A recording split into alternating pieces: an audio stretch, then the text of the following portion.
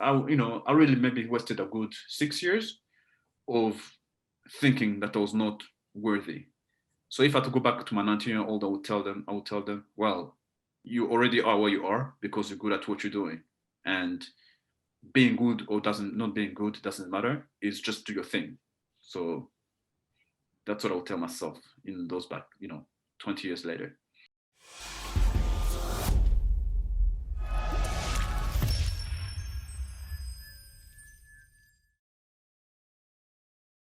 Let's do it. So today is Friday, March 19th, 2021. Who are we speaking with? My name is JaBig, and I'm from Montreal, but I currently live in Vancouver, Canada. JaBig, how'd you come up with that name? My full name is actually Jean-Aimé Bigirimana. So I just took the first letters of my forename and surname and came up with JaBig. Love it. Love it. Love it. Describe house music in one word. For me, it's life. Explain. Well, because live house music is the one thing it's the music that when I play it, everything, when things don't make sense, it makes sense. And when things are chaotic, they stop being chaotic. But also it's music that allows me to escape somewhere, where's there's peace, where's there's love. And then of course the music is, from a more tangible perspective, it's music that's groovy, it makes people dance, it makes happy music. I mean, of course, it depends on the kind of house music, but I'm talking about the deep house and the soulful house that I play. And and then of course there's good music, there's good house music all over, but I prefer the deep and the soulful style. And it's music really it has a rich history, and I really love the fact, where it came from. And I'm proud to be part of it. I came into it maybe a good 10 to 12 years after it was big, after it was big. But I'm glad to be part of the movement and to help push it to new audiences. But first and foremost, it's music for me, and I get to share it with the people. Love that. Next question. Define deep house, define soulful house. Well, deep house, I would say deep house is, if I have to compare to um, deep house is more, it's more about the instruments and the melodies and the dreamy, the dreamy sort of like, the dreamy and more the ambience. Well, soulful house is more about the vocal, the singing, and it goes search you into the soul. It touches your soul, and it speaks to it speaks to the lyrics, and the singing speak to me. Whereas deep house is something that's a little bit, it sort of like takes me into like a dreamy place and this and that. So I would compare them to, let's say, having like sweet, sweet and salty, like, and salty would be the soulful house, and whereas the sweet would be the deep house, and both are good, and both have the time and the place, and even better, it's when both are mixed, in different dishes. Perfect analogy. I love that. That's genius. Let's start from the beginning. Where were you born and how did you make it to Montreal? I was born in Rwanda, and eventually I moved around. I grew up in various parts, and then my parents moved to Canada in 2002, and that's how I ended up here. And then what prompted your move to Vancouver? I moved to Vancouver because after 18 years in Montreal, in the meantime, I got into cycling, and Vancouver is the best. I mean, I actually moved, even though I'm based in Vancouver, I actually moved here for the province because the whole province has mountains and has the ocean. And so for me, it's since I'm into cycling, and I mean, given the pandemic, it's put the nightlife and the dancing on hiatus. I figured, let me see out the pandemic somewhere where I can, you know, pursue my other passion, which is cycling. And here we have the mountains, we have, and the infrastructure is more cycling friendly. And then the weather, the winter is not as brutal, so here you can ride all year round. And I figured, I mean, I moved. I mean, it was in Canada. It was my first choice, but I wanted to go to Europe first. but that's a chapter for another time. First, I want to enjoy my time here and then keep on moving. My dream is actually to just keep on being a nomad and travel all over the world and living from place to place. But again, that's something I'm working towards for the long term. Love that. Love that. Um, let's go back to Montreal. Describe the Montreal, I mean, describe the Montreal club scene with COVID, obviously, forgetting like pre-COVID. Like when you first discovered the Montreal club scene, explain the Montreal house scene for those that don't know in its heyday. So Montreal is 6 hours from New York City, and so it's really influenced by the New York scene, from the soulful and the deep house, but also the fact that we're away from um, New York City makes us access to different scenes, from Chicago to from the West Coast, even way from into Europe, and the fact that Montreal is French speaking, but at the same time, you know, English is people think Montreal doesn't speak English, but the nightlife is pretty much 50-50, I would say.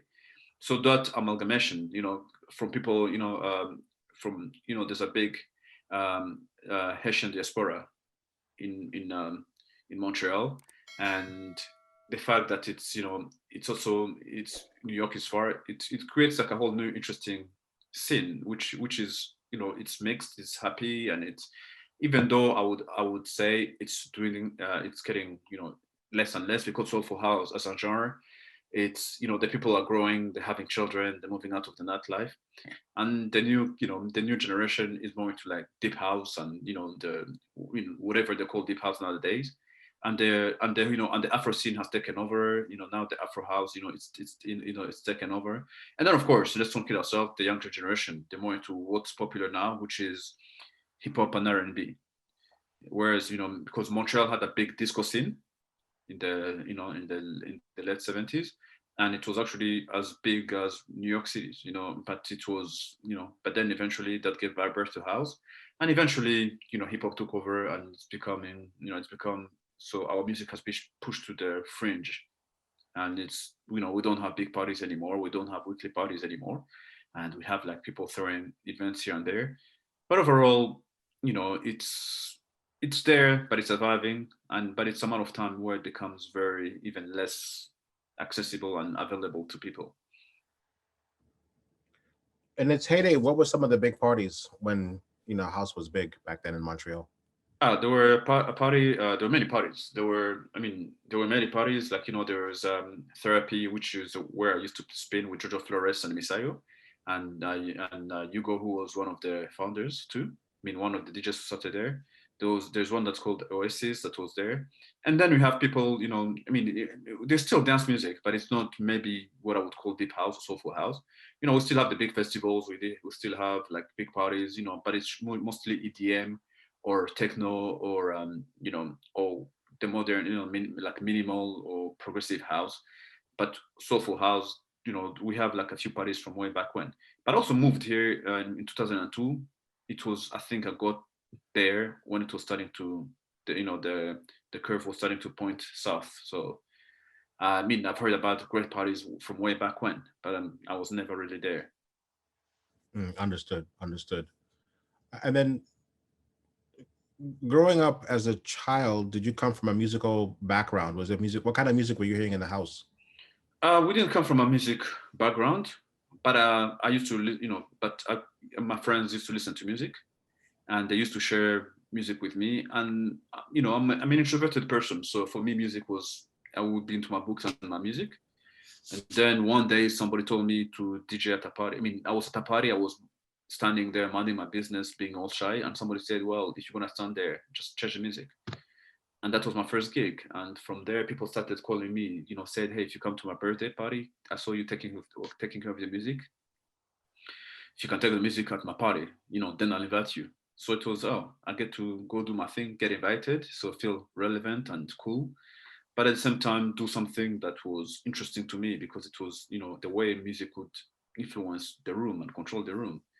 And then when I became an adult, I decided that that's what I wanted to do professionally, and so far so good until the pandemic came to spoil the party. And what effect did the pandemic have on your DJ career? Well, it was a big hit because 100% of my bookings went away, and Yes, I did the live streaming, but it doesn't really generate much money. But I'm fortunate to be in a country like Canada where the government, took some measures to protect the artists. Because at the end of the day, it's not as if we're willing to work. It's just that the government decided to shut down events and venues for, for health reasons. And I did manage to, survive by selling a few merchandise. But also, the reason I'm actually doing fine is because my cost of living is really low because I live in a very modest way.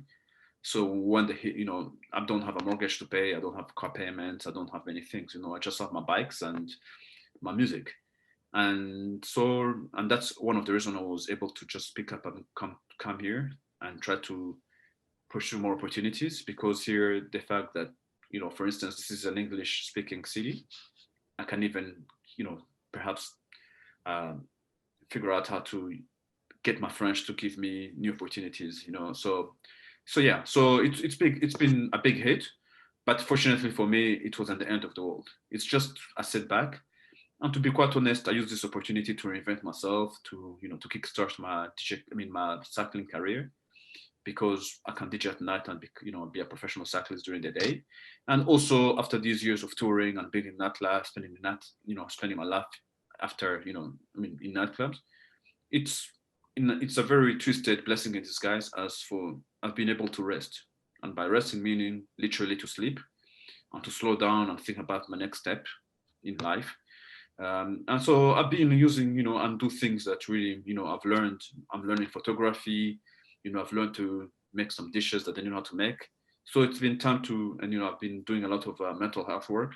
So it's been, I didn't just sit in my flat being all miserable. I decided to do something about it and to take a breather for starters. 2020 was taking a breather, and 2021 I'm setting for the path forward because eventually it's a matter of time when the world reopens, and I don't want to think about my next move when the world reopens because it's gonna pick up very fast, and I need to be able to keep up. No, I totally agree. As a DJ, do you have a particular memory of an event or a party that you DJ'd where you said to yourself, this is why I do it? Yeah, actually, it was the funniest party because it was somebody I didn't know. It was some university kid that said, I'm a big fan of your YouTube channel. I love your music. I have a Wednesday party for university students. It's in a questionable bar. I can't even pay you a lot. I know it's not. We don't have the money, but we can do the best we can do. We'll pay you. Our budget is really slow. Short. Can we just pay you $50, which in US American is probably $40. But I looked at this person. I said, he has so much sincerity and so much. I was like, it's Wednesday. I was more curious than anything. And I went to the party. It was in a bar. The sound system was horrible. The DJ equipment was terrible. But I said, oh, this brought me back to my old days when I was starting off, when we had limited means. And I said, at the end of the day, it's about the music. I'm here. Let me do my thing. And there were probably 2 women there, and it was just men. It was like 50 men. But I played house music. These guys danced from 10 until 3 non-stop. Honestly, it was one of the best gigs in my life. And I've played in nice countries and at big parties with big DJs. Because for me, it was unexpected. It's Wednesday, no one was going out. That was a bar where people didn't usually dance. It was really where I got to say, okay, I am a good DJ, and this is very, very cool because it's people who they didn't even listen to deep house. But I just found a way to play soulful house and increase this tempo a little bit and play more the slamming part because it was a bunch of like mostly actually all of them were probably white kids, so I couldn't go all deep on them. I had to just like keep it slamming, and I managed to pull that. I was playing the Louis Vega stuff at like 127 BPM, and I was really playing the flip side. I was playing the B sides, the dubs, and this and that, the instrumentals, or even I was just surprised because I've had these records for years, but I'm playing parts I've never played before. So I was, at the same time, I'll be like, oh, I'm discovering stuff. That guy, I asked him to do. I mean, I asked him to do at the parties, and the bar, they got in trouble because they had overcapacity and people were dancing and they weren't really supposed to dance. So that party ended, and the guy also moved. But it was really one of the parties because it was the most unexpected parties. Let's say, for instance, if I say New York or London, where I DJ quite often, you know, I've done quite enough to not know because some parties are great, some parties are not, and are great, some are just like super great that I can't compare. But this party that I just mentioned stood out so much that for me, I realized that I didn't have to be in a big festival or to play for 1,000 people. For it's about the music and it's about the party and it's who's there. And it was, to this day, I haven't had such a feeling of, oh yeah, this is exactly why I took the risk and became a professional DJ. Wow, I love that story. I love that story. The opposite side of the coin, worst DJ gig ever, where you're like, what the fuck? Yeah, it's usually all those gigs are my fault because sometimes I'll make the mistake of DJing for someone who likes my music, but his people or their guests don't like my music. Because that happens a lot.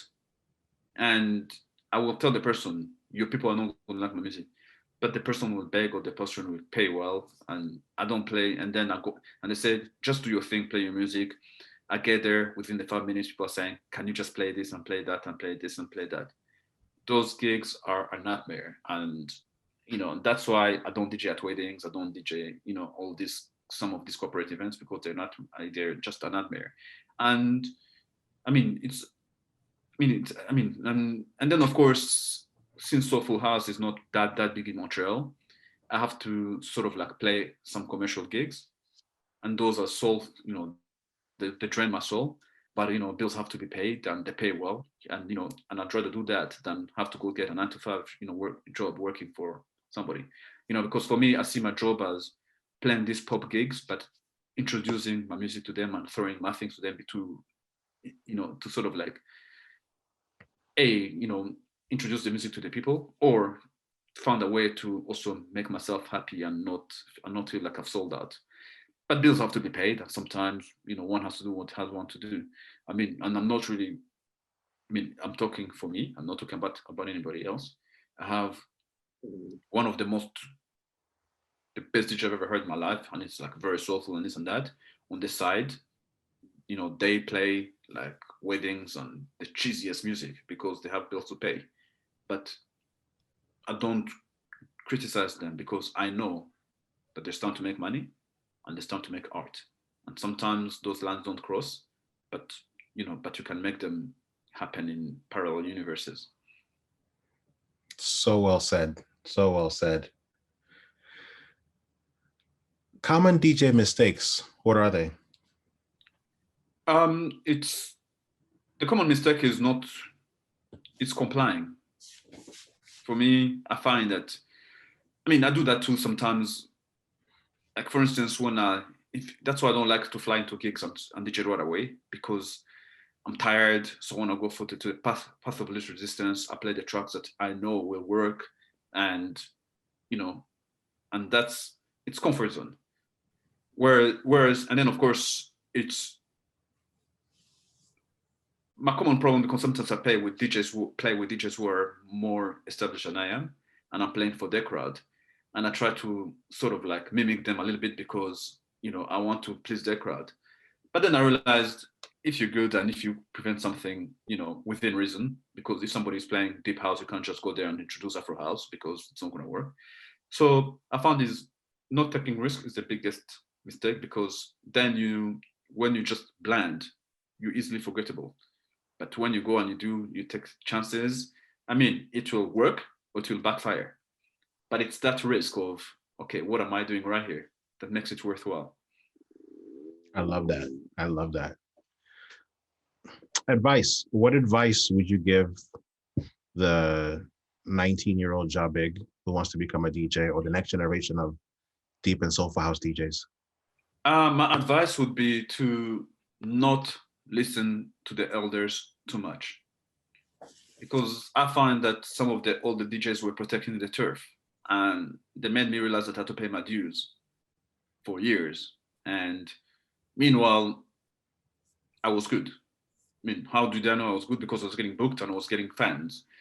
But I was, I was kept from my potential, from believing that I had to sit and wait and pay my dues. And meanwhile, I had it going on.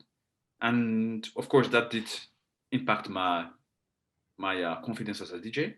And it only really took my YouTube channel to take off from literally millions of strangers telling me that they like my music to for me to tell myself these million people, and this YouTube social media doesn't play around. Nobody's out there to manage anyone's feelings.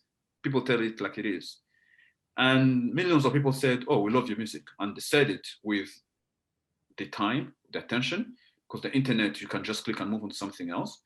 And then also most of my videos get 90%, 98% like to dislike ratio. And like I said, social media doesn't play around. They're not out there to make anybody's skip. So then I said, you know what?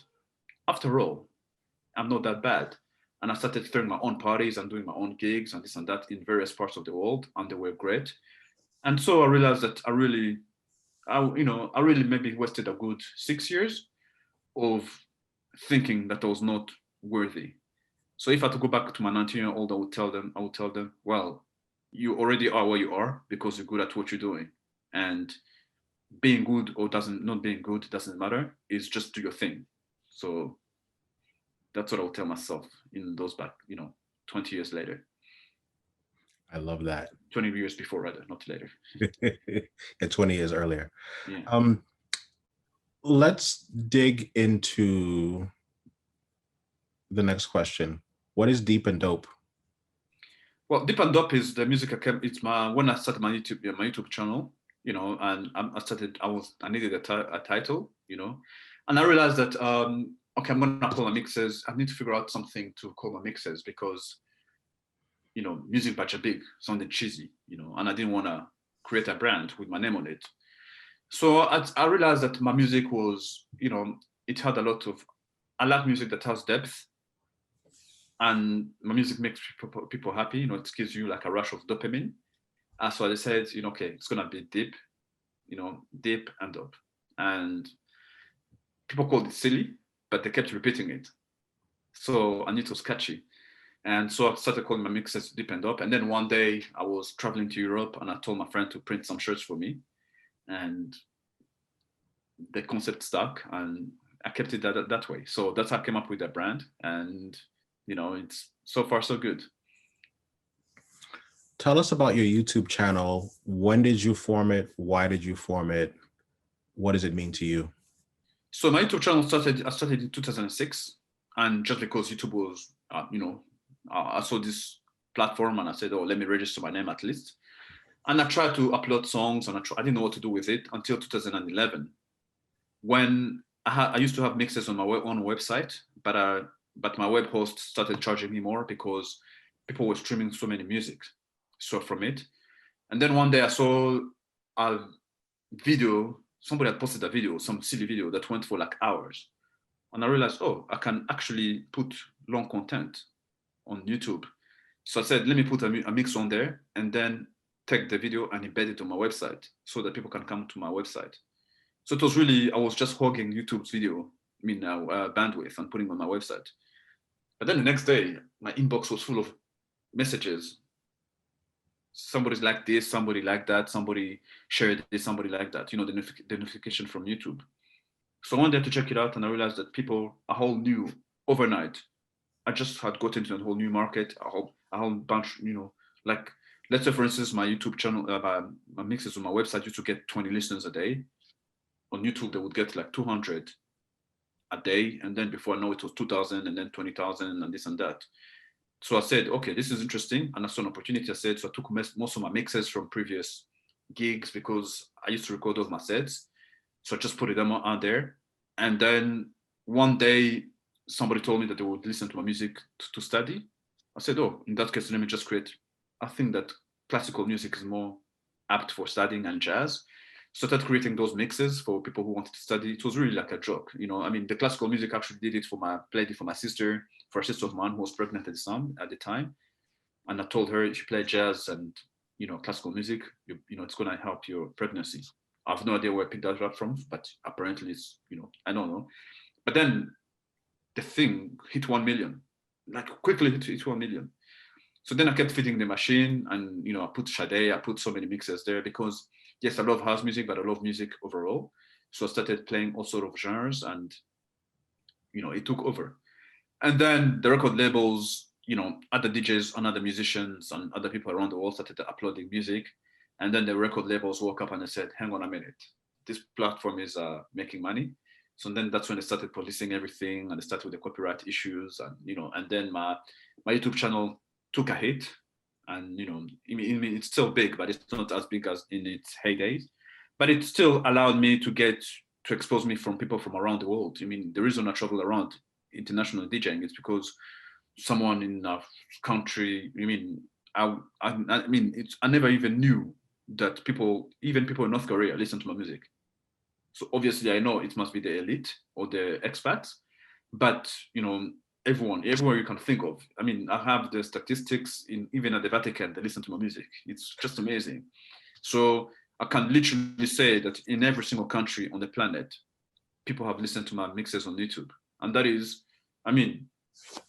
and even with that, it took me time to accept that it was good enough, until the bookings start coming in. So I was like, somebody's willing to pay me to fly me over there to play for these people who have heard of me. Because the way it works is that sometimes a bunch of friends get together on Friday night and they say, but this guy is on YouTube, we always play music. Why don't we just book him? So they'll book me and I'll just go and play for 20 people. But these 20 people, they know my mixer is inside out. So instead of me being just some static photo on YouTube, now I'm there live. And to them, it's an experience. So I was like, what a weird new world. And this is how it is. So it's like macro, like you have the big festivals, but it's almost as if it was like became like a micro like scene where I go to parties where sometimes like 50 people or 100 or even 10. And the best parties ever. It's just amazing. So that's the impact that the YouTube channel has had in my life. But at the same time, also, I know that my music is listened by millions, and it's millions.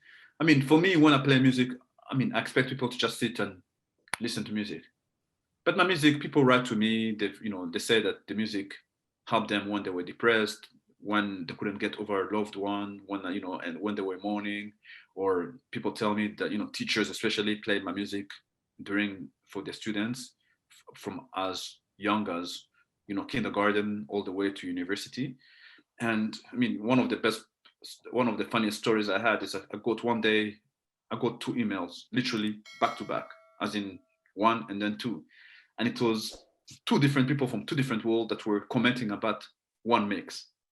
So one lady said that she had played one of my mixes at a cotillion. I had no idea what a cotillion was. I had to go Google that, and I realized it was some sort of like debutante thing, like I was like, okay, that's an interesting world. I'm like, okay, that's really far from my world, and I don't know how my music ended up there. But I'm like, sure thing. The second email was from a man in Amsterdam in the Netherlands, and he told me that my music was played at at his adult parties, at his sex parties, and he was thanking me, and if I were ever in Amsterdam, and he was throwing a party, I could be a guest and bring anyone I wanted, come with anybody and this and that. And that story made me laugh so much because made me laugh because it made me giggle a bit, because I was so, wow, the power of music. How people from 2 different, my music appealed to different people in different situations. And I was like, that's just so strange, And it's a weird feeling because while I'm out there sleeping or doing whatever, there are people who are listening to my music anytime, any day. In the era when my YouTube channel was big, before my mixes got blocked, I could have easily at any stage have 100,000 people all over the world listening to my music. 100,000, that's a big number of people. And they would message me, and so it was good to know that, I mean, we all want to leave something on this earth. For me, that's a pretty big legacy. And if I'm, the day I go, even if I know, I mean, some people tell me that they've been, I mean, people, they're like, when I was in high school, I used to listen to music, and I went through university, I did a bachelor, I did a master's, and I did a PhD, listening to my music. Thank you very much. People write in the thesis, they write my name as, accreditation. Thanks to JaBig for helping me go, with music through these years. So it's, people play my music, my mixes at weddings. I mean, I've had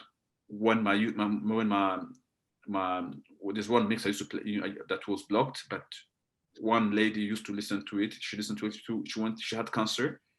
So when she did her chemo, all along she had her cancer, and then and then one day she got cured, and she told me, yeah, one day, yeah, actually the way we met, I was on a dating website app, and she swiped. I'm like, oh, she's pretty. We swiped, and she said, actually swiped with you not to tell you that, I'm not interested in dating you. I just want to tell you that I love your music. And your music helped me go through cancer and this and that. I'd really like to meet you. I didn't know that you're from Montreal. I'd really like to come, but I don't want to go on a date. I just want to say thank you for the music and take you out for lunch. So I did go for a dinner. I mean, for lunch, and she paid for it. But it was as a token of appreciation for my music. It was, so that's what, YouTube, that's the kind of stories that YouTube has brought into my life. And I'm grateful for all of them. And it's been, it's been, I mean, it's always still around because but it's really, YouTube changed my life. Wow. I want to go back to DJing for a moment. What's the one record where if the crowd is not getting into it, this is just like, you know what, I'm going to play this jam. This is going to make them dance. Well, if it's a house music crowd, you just play, I have this song by Julie McKnight, Diamond Life.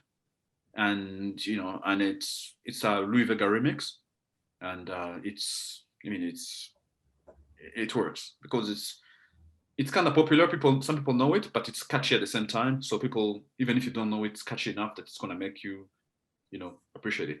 And let's say if you like into deep house or into whatever, it's one of those songs that works everywhere because it's a nice bridge to places, but if I'm really, really stuck and I don't know what the heck is going on, then I'll play any popular song with a house remix. Well, that will work. You take any Michael Jackson that's remixed, or I'm a big fan of Mariah Carey. So you take one of hers, the David Morales remixes, like the 90s, with plenty of pianos. I mean, if people don't dance to that, it's not me, it's them. And usually when it's not, because sometimes people don't want to dance or they're not in the mood. So that's when I actually don't focus on them. I focus on playing good music.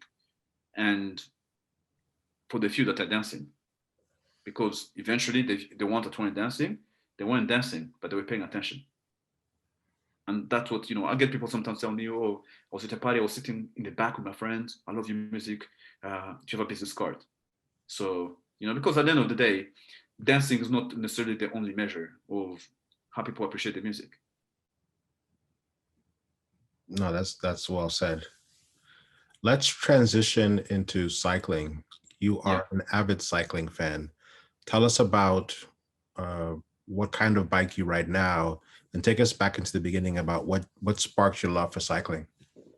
So one day I was on the internet and I was on Facebook and I saw that one of my friends in Montreal was in the metro with her daughter. And I told her, what happened to your car? She said, no, I brought my car to the mechanic and this and that. And I told her, well, take my car. I don't need it. Because she looked so old in the metro. She completely, she didn't know where to go. I'm like, just take my car and drive it and just give it, I'll come pick it up on Friday because that's when I need to go to my gigs. And she said, are you sure? I said, yeah. And also you're the only person I can trust with you because we drove the same model and she also drove manual. So I know you'll take care of it because you have the same car. And worst case scenario, I know that you're rich. You're just gonna pay me, you probably buy me a new one. And so, I mean, of course, she called me stupid, but then I dropped off the car to our office. And then my way home, I was like, okay, oh, here's a bike shop. And then I just went in there and there's a bike I saw and I liked it.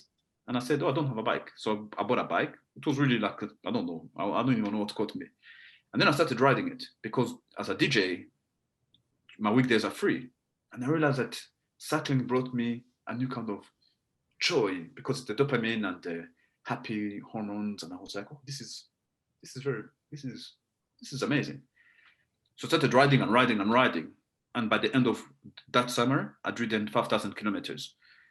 And I told myself, oh, that's almost crossing a country. And I said, maybe I should cross Canada. So it was at the stage where I was getting a little bit burnt out from the nightlife and this and that. I said, you know what?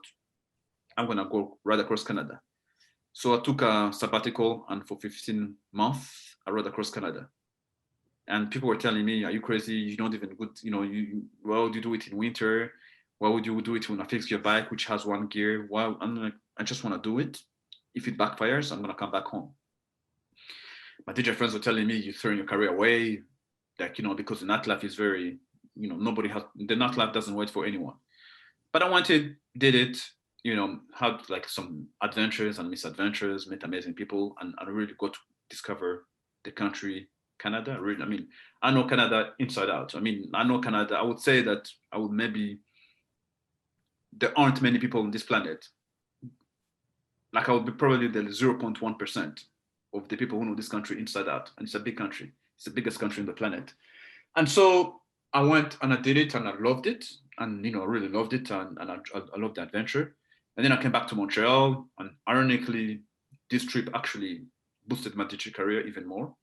Because it wasn't like, okay, this guy is not just some DJ. He's like, he can do crazy things. And also I realized that, for instance, when I was messaging fellow artists, like the big superstars, they were replying because whenever I pitched projects to nightclubs, people were more, it's as if people said, okay, this guy's serious and he's a man of his word because if he's doing whatever he's doing. I don't know. I just saw that a little bit of respect came from people. And so I said, okay, I actually like riding. So why don't I go on a world tour on a bicycle? Because anyway, I'm always touring, but why not do it by bicycle? And with today's technology, it's easy. I just need my headphones and my USB key, and I can play anywhere. So and why not add a certain charitable element to it and just raise money for World Bicycle Relief that provides bicycles to children in Africa so that they can get to school? Because sometimes the reason they can't get to school is because school is far. Simple as that. And so we made it happen. And then, of course, the pandemic got involved and had to come back home because the Canadian government told the embassy to recall the Canadians. So they called me and they said you should go back home. But it was a tour. I really stopped. I made stops in London, in the Netherlands, in Switzerland. It was crazy to just show up, and just spin. It was the first world tour by bicycle. And it was really amazing because it was that's the beauty of having a big fan base everywhere, is I wasn't under time constraints. I would just get somewhere and say, oh, I can be there. I can give them a week notice, and it was so much fun. It was really, really so much fun. So the cycling, I do it to balance my life because, I think also, especially as Black men, we are prone to a lot of diseases. I know that it's easy for me to speak because I'm a thin guy, but, stress and like hypertension, they affect anybody. And so, music is music, but we're not really very active. If I'm sitting, standing in the DJ booth or working on music, it's a very nomadic life. But cycling allows me to move my body also, let the blood, and then also absorb much of the outdoors. And then the good things that when I get back behind the turntables and mixing, I'm more inspired.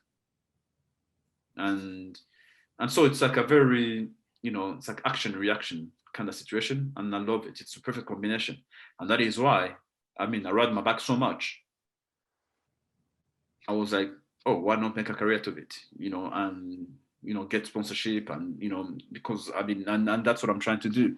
And basically, and once the world reopens, I pretty much, keep on the road, resume the world tour And this time I'll be maybe have more of a team and then maybe document everything on YouTube, because my YouTube channel, I can maybe add some extra content outside of music. I love that story. That's fantastic. That's fantastic. Thank you. Give us some examples of the highs and lows of your cross Canada tour by bicycle. Well, the lows, my bag got stolen with my laptop, my passport, and my money and everything. It was my mistake. I admit it. I walked into a shop and I told myself, this is Canada, man. Yeah, but this is Canada. But there's somebody out there who just took my bike and left with my bike. So I thought my tour was over. I mean, I was actually like, there's no way I cannot buy a new bike and buy new clothing and buy a new everything, because my bike had my bags, so which had my laptop and everything. So everything was stolen. I'm like, okay, I guess I'm just gonna go back home. But somebody on the internet was like, it's not over yet, and put together a GoFundMe page, and all my fans just donated to the page. But also I wasn't sponsored, but I was riding, people were paying attention that I was riding the bike across Canada and this and that. So all these companies go together and said, okay, we're gonna give you everything that you had, we're gonna replace it. And then within 2 weeks, I was back on the road, and I was like, oh my goodness. To be honest, I was actually pretty much tired. I hadn't quit. Somebody stole my bike, so that was my. Now I can go home with my head held high because I didn't quit. My bike got stolen, and then before I knew it, I was cycling like that, going, my goodness, what happened? And the highlight was the people I met. I mean, because I met so many people, because I was trying to budget. So, and that's the beauty of having a big fan base and be doing something completely crazy. Canadians would welcome me into their homes. I stayed with probably around 120 homes, and I met so many people. I really got to know Canadians intimately from coast to coast to coast, because I went all the way to the Arctic Ocean. And I really got to see how people live and how, I really got to share my experiences. Some of them, I got to tell them, about my childhood in Africa, and, they realized that we actually it's just a continent away, but, maybe things might look different, but the experiences are the same. I held infants, I got to people's houses that had, that were mourning people, because sometimes one time I got somewhere and somebody had passed away, but they would say, this guy's riding middle of nowhere. If he doesn't, you can't, it just happened. So I will be there, and then, in my tights, cycling clothes, I'll be there like mourning with people. I help people, people welcome to a home to have just given birth. So I helped infants, and, I did so many things, and that was the highlight, meeting Canadians. And the beautiful thing is that, most of these people, we've remained friends, we keep in touch, and eventually everyone ends up in Montreal. So whenever they came to Montreal, I would, walk, take care of them too, like, hold them and this and that. So that was really the highlight. And then, of course, personally, I did something way outside my comfort zone, like way outside my comfort zone, because I don't do winter. I don't like the cold, but I did it. And I'm not really the adventurous type, but I did it. And so to me, I managed to impress myself, which is, for somebody like me who has like very high expectations, I realized that, okay, you know what, that wasn't bad. Even because to this day, I don't know where it came from. I don't know. It's just something that came from within, and I was like, okay, not bad. And that gave me a lot of motivation to know that. Now I have perspective when I'm struggling with something. Like, for instance, when I moved to Vancouver, I was a little bit apprehensive. I'm like, what's going to happen? And then I like, snap out of that. You cycle across Canada without knowing, without a plan, and you did it. Vancouver, in the same country, you have a place to stay already, and and you don't have, like, you have like the means, just go. And so I just went, you know what I mean? So it was really an amazing experience, and maybe it was tiring, it wasn't easy, but I can focus on that. I'm gonna focus on the good points. Incredible journey. It seems like you have a photo book. If you took pictures along the way, that would be an amazing book. Yeah, one day I'm gonna save that for my world tour, because I took like iPhone photos, and because I wouldn't want to put a book out there with iPhone photos, Like now, that's why I got into photography. I got a proper camera, and now I document things properly. And then, yes, one day indeed, I'm going to create a book, with like photos and text, because I also love writing, and hopefully, people will be interested in it the way they're interested in my stories on social media. Now, you're also in a documentary. Was a documentary about you or about cycling? It was actually about the trip. It was the last day of my bicycle ride across Canada. So this company, which is the equivalent of REI in the US, it's called MEC in Canada. They said, "Oh, this guy's cycling across Canada, but he's moving so fast." And I told them I'm not waiting for anybody because I just want to be done. So they dispatched a team up, like on the Arctic Ocean, and they shot the last day, the really last day. And I kept teasing them. You guys really wanted to know, to see if I was gonna make it, didn't you?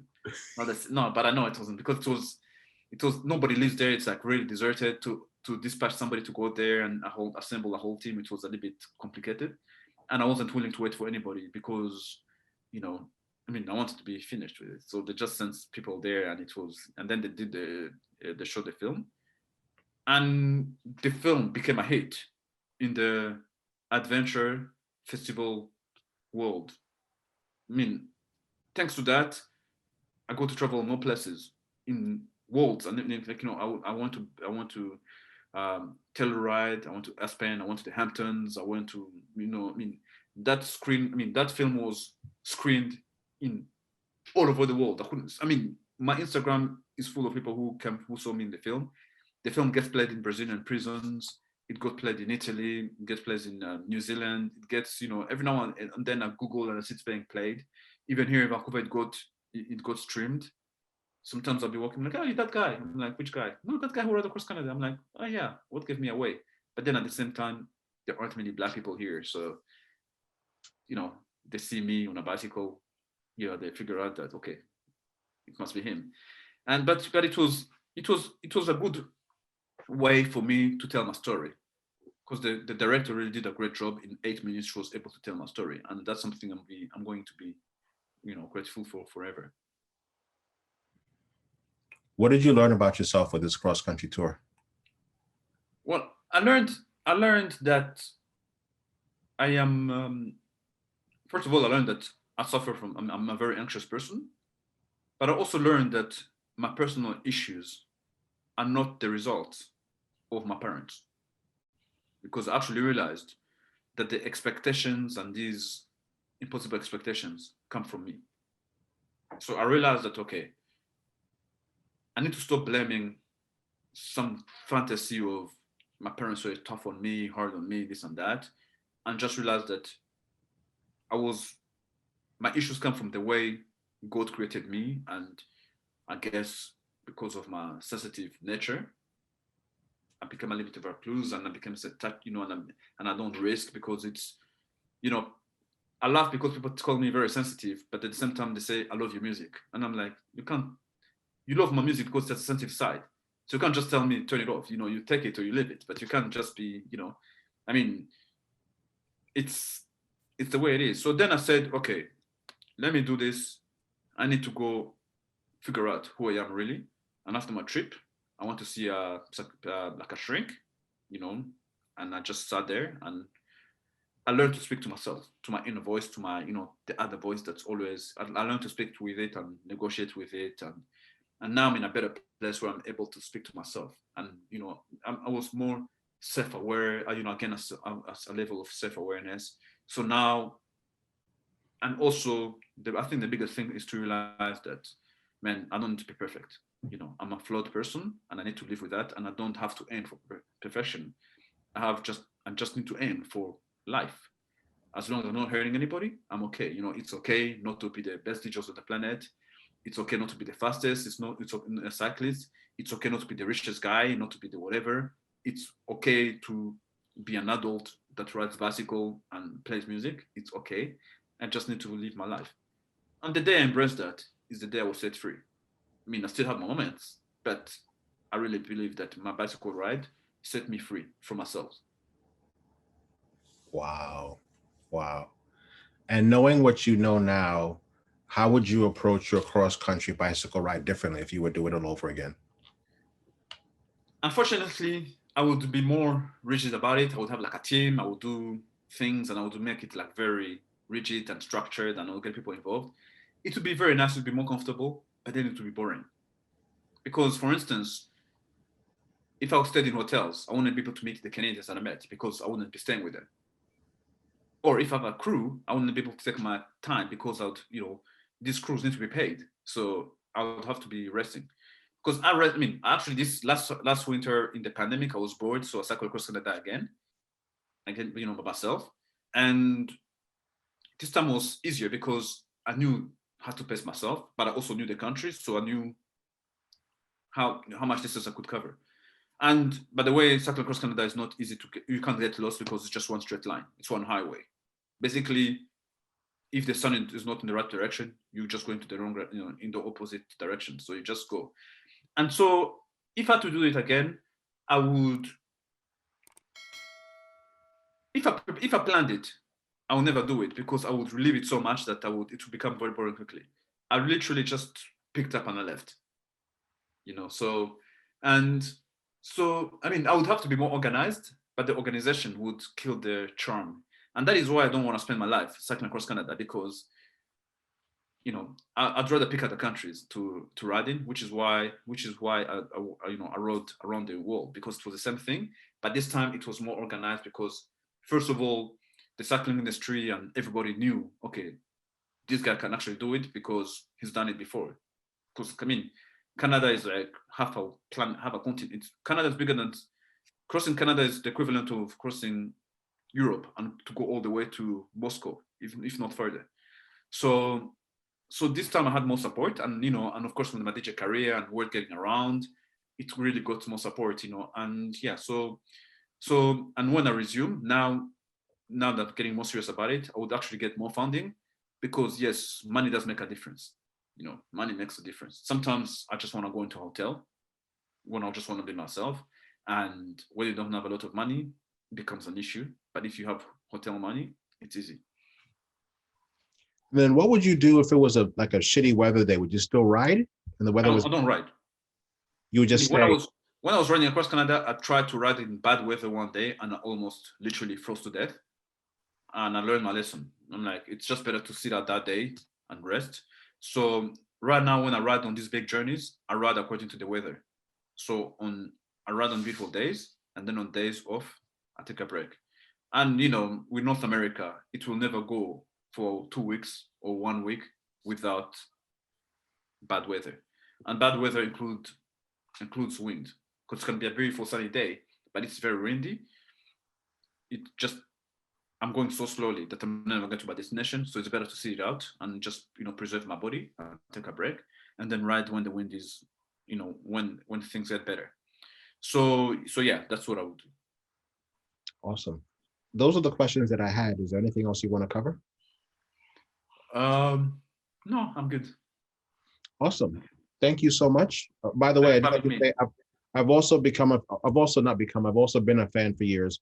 One of my favorite mixes is the Brazilian music DJ mix you have. Okay. I listen to that one at least once a month for years. Thank you. I love it. Yeah, it's a favorite one of from people from around the world. Yeah. And actually Brazilian things that are from there. Really? Oh, you're from Brazil, and they start like messaging me in like Portuguese, and I'm like, I don't understand. I'm from Montreal, because they figure out no, but you know the music. I'm like, yeah, but I know house music. It's American music. Yeah. And I'm not American, so yeah. It's the ear that matters. You know what I mean? Exactly. Thank you so much. I'll be in touch shortly. All right, take care. Have a good weekend. Thanks, you too. Okay, bye-bye.